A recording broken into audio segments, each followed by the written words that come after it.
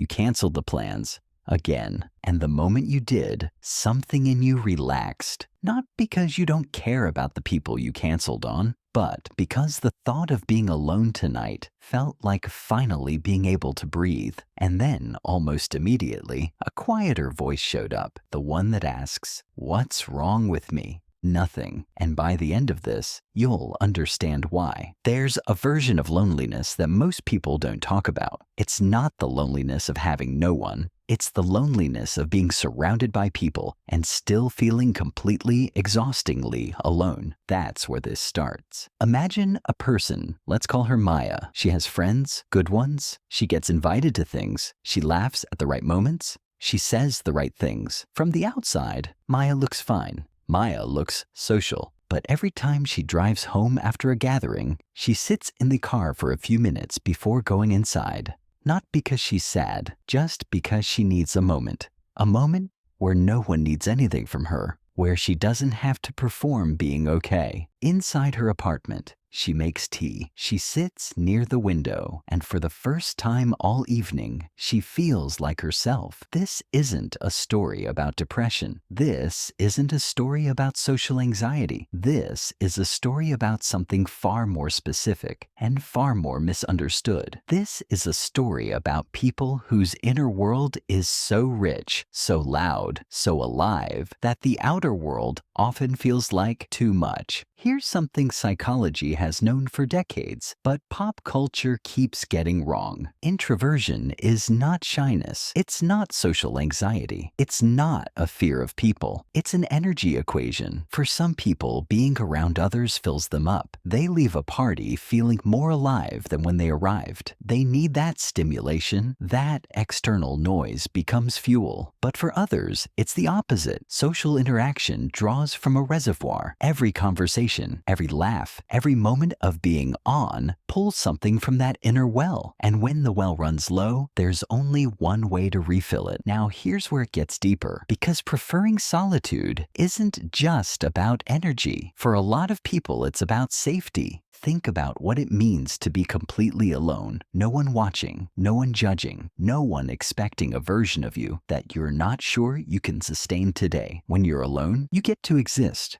without commentary. And if you've spent enough of your life feeling like you had to edit yourself, like your real thoughts were too much, your sensitivity was too intense, your inner world was somehow embarrassing, then, of course, silence became sanctuary. You learned somewhere along the way that it was safer to feel things privately than to share them and be misunderstood. Pause for a moment and ask yourself, when was the last time you felt completely, unapologetically yourself in a room full of people? If that answer takes a while to find, this is for you. There's a term in psychology called sensory processing sensitivity. It's a trait found in roughly 20% of the population. People with this trait process the world more deeply. They notice more. They feel more. The texture of a song hits them differently. A small shift in someone's tone registers in their nervous system like a warning bell. Being in social spaces for these people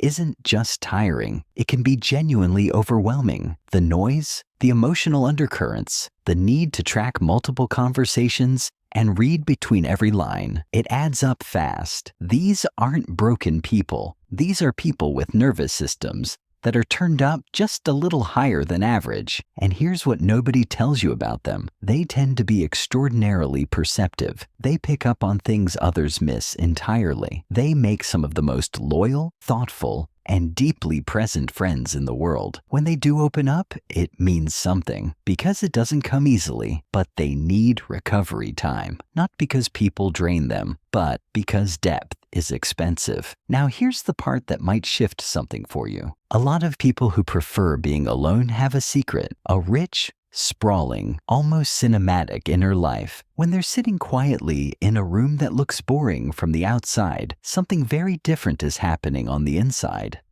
They're replaying a conversation and understanding it 3 layers deeper than it appeared on the surface. They're building entire worlds inside their heads, processing emotions that most people would need to talk through out loud, thinking about the question behind the question. For them, Solitude isn't emptiness, it's full. Poet Rainer Maria Rilke wrote something that I think every person who loves solitude has felt but never had the words for. He described it as learning to be at home in yourself, not running from the world, but finding a world inside that is just as real, just as meaningful. The quiet is not avoidance. The quiet is where they do their most important living. But here's the twist, the part that changes everything. Most people who genuinely prefer solitude, who cancel plans and sit by windows and drive home in grateful silence, are not antisocial. They're selectively social. There's a profound difference. Antisocial means you don't want connection, but that's not what's happening here. What's happening is something more like curation. These people have a limited amount of social energy, and so they become very intentional about where it goes. When they give you their time, when they show up, when they choose to be present with you, it is a deliberate act. It is not something they do for everyone, and if they've done that with you, if they've brought you into the quiet